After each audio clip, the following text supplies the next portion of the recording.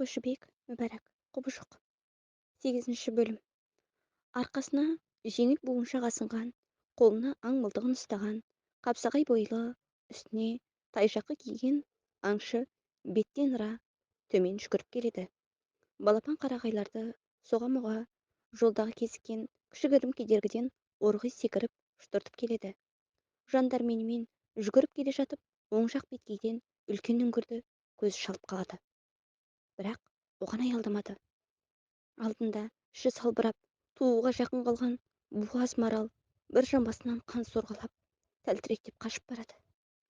Түс ауып кеткен кез, сай етегіндегі сылдырап аққан судың бойында аңшы жігіт арып-талып үлкен маралды жәукемдеп жатыр. Көп ұзамай барлық етті бұзып, жас терінің үстіне тастады. Маралдың ішінен шыққан өлі бұзауды шаранасымен қасындағы бір үш қаттың түбіне тастай салды да, анадай жатқан буыншағынан кішкене бір дорбадан тұз алып, жас етке себе бастады. Бар жұмысын бітірген соң, маңайдағы қуағаштарды жинап, от жақты да, шоғы қалғанша күтіп отырды. Еттің үстінде жатқан кездігін алып, жуандығы саусақтай екі ұзын бұтаны ұштап, сыртын жақсылап тұрып аршыды да, төстіктің етін кере түйреп, шоққа қақтай бастады. Төстіктің майы тамып, қып-қызыл қарағай шоғы қайта-қайта лап-лап ете қалады. Тұзбен қоса тағы бірдеңелерді шығарып, ана-мына жерлеріне сеуіп қойып отыр. Төстік қып-қызыл сары болып пісті. Түйіншегінің ішінен бір астаушы шығарды да, піскен етті кезек-кезек етіп турай бастады. Анда-санда аузына да бірдемелерді салып қояды. Сүйсіне, екірене майлы етті шайнаңдап отыр. Етті әбден турап болды да, астауымен бір шетке қойып, әлгінде ғана үш қаттың түбіне тастай шалған шаранадағы бұзауды алып, суды бойлап аз кем жүрді де, қолындағысын бұлақтың тереңдеу бір жеріне тастай салды. Шарананың сары жасыл нілі суды сәл лайлады да, лезімде өзі де жоқ болып, су тұп-тұнық қалпына келді. Үтірейе сәл қараған жігіт жалма-жан буыншағына келді де, арлы-бері қопарыстырып жүріп, бір-ақ шүпірек тапты. Шетінен төрт елідей жалпақ әрі ұзын қылып жыртып алып, су бойындағы балапан қайыңның бұтағына байлады. Қандай да болсын, бір сыры бар-ау осы судың, деп күбірледі. Астаудағы еттен біраз жеді де, буыншағын жастанып, жантая кетті. Кеш, қатты қорылдап ұйықтап жатқан жігіттің жанына аяғын аяңдап басып, жас келіншек келе жатыр. Жігіт енді қырынан емес, шалқалап жатты. Бұға қалған келіншек тым-тырыс ұзақ күтті. Жігітке тесіле қарап жатып, бет аузы бөлік-бөлік етіп, көзі жап-жасыл боп жана бастады. Сосын сезінгендей сол қолымен көзін көлегейлей қалды. Енді жер бауырлап жылжып, жігіттің қасына келді.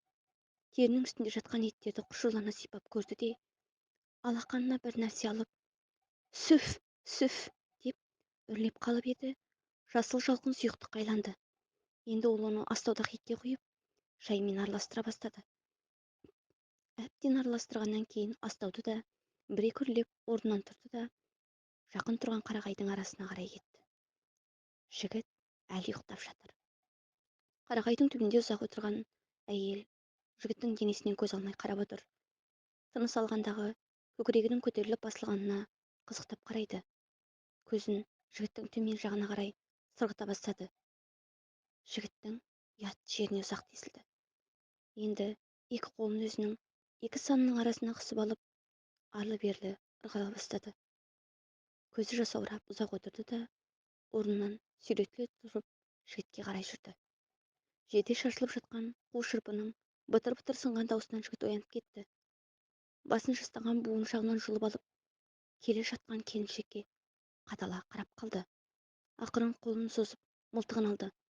Келе жатқан адамның әйел екенін көріп, жүзіне күлкі үйірілді. Мылтығын қайта жерге қойып жатып, есіне бірдеме түскендей селк ете түсті де, өңі қуқылданып, көзі бақшиып қалды. Әйел сөнген оттың басына келіп, тізе бүкті. Жігіт әлі қадала қарап отыр. Әйел өксіп жылай бастады. Алыстан әйелмен үндесіп байғыздың сұңқылы естілді. Жігіт енді орнынан тұрып жайлап барып, әйелдің иығынан ұстай қасына жүрелеп отырды. Саған не болды? Кімсің? Қайдан жүрсің? Әйел үн қата алмай ықылық өксуде. Мұна ен далада не істеп жүрген жансың? Жігіт жауап қайтармады. Біраз отырған жігіт бұталарды жиыстырып от жақты. Лаулаған отқа бір әйелге бір қарап отыр. Сен не, сөйлей алмайсың ба? Деп сұрады. Сонда барып шықына өксік айтқан әйел. Мен мылқау емеспін. Бірақ бұл жерге қалай тап болғанымды білмеймін. Тіпті өзімнің кім екенімді де білмеймін. Сөзінің соңы көбірге айналып кетіп, анық естілмей қалды. Жігіт анадайда тұрған астауды алды да, лаулап жанған отқа ұстап, ішіндегі манада қалған етті жылта бастады. Еттің майы быж-быж етіп, жығылып әбден ысыды. Астауды құлағынан ұстап, екеуінің ортасына қойып, жанындағы кезігін шығарып, астаудағы еттің ұшымен шаншып алып, аузына салды да, тамсана шайнап, енді бір кесегін алып, әйелге ұсынды. Әйел үнсіз пышақтан етті сол қолымен іліп алды.